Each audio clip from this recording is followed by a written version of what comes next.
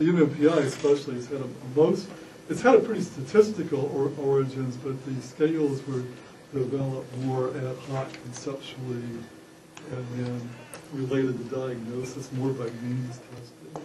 Now there actually is a recent revision out that has applied factor analysis to the MMPI to clean it up a great deal from the factor analytics standpoint. Most of aging personality research has been done with personality measures that are intended to measure differences in normal personality rather than on personality tests that are designed to help clinical diagnosis. So although there is a little bit of literature on aging and it's interesting for other reasons.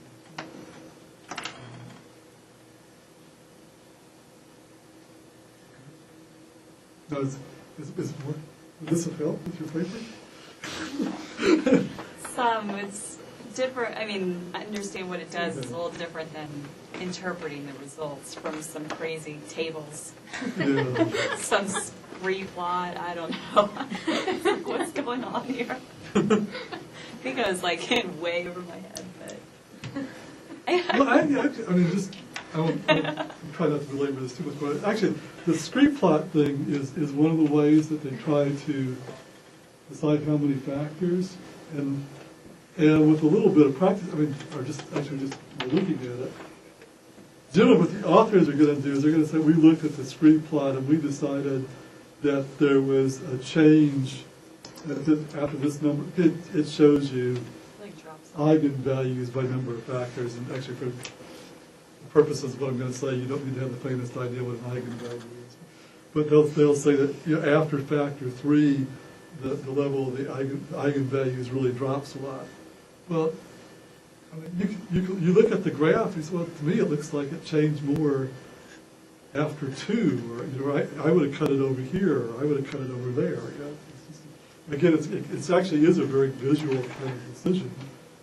And it's one of the things authors will tend to push in the direction of how many factors they're hoping to have. And so it's actually very, very common that you get your biggest drop after the first factor. But, one factor, articles writing about one factor just aren't that interesting. It's much more interesting to have 3 or 4.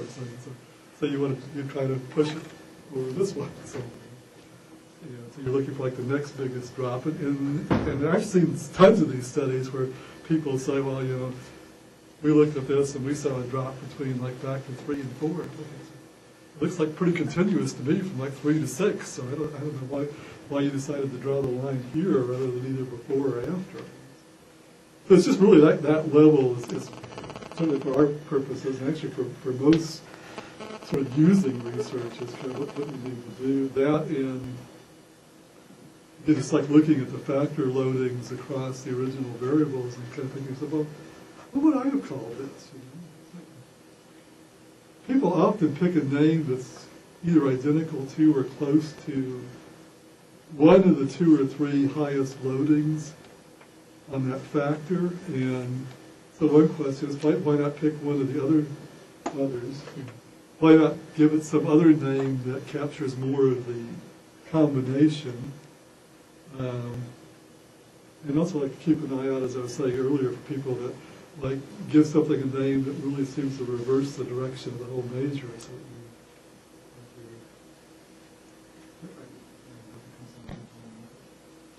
well, like I said before, like caregiving satisfaction, before it actually looks like a burden measure. Items. In regard to that, though, it could be easier to administer that instead of like the caregiver's burden, sort of, because if you're talking to the person and you're doing it in person, I mean, it's easier to say, I want to measure your satisfaction than your burden. Don't always tell people what we're measuring.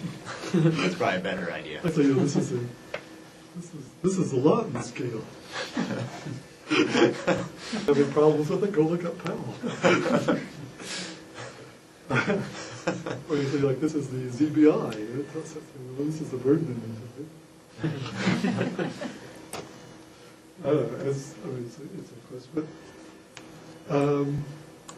There is such a push, though, both internally and I think sometimes in the field, to have a more positive aging kind of focus. So I think you can kind of get this, it's like, wanting to give things a positive name. As I say, and I think, the sensitivity about, it's been a while, but like when I was in graduate school, it was standard practice to try to have items that were actually positive and negative in the same scale, because you were trying to eliminate response bias, and so as a way of eliminating response bias. But with more experience and more data showing that actually these things tend to separate rather than go together, it's actually kind of a more recent invention or thought that this is not such a good idea to confuse the positive with the negative and put the two together. Any other questions? Or? We'll see you next week, and we'll talk about how older people get both smarter and less smart with age.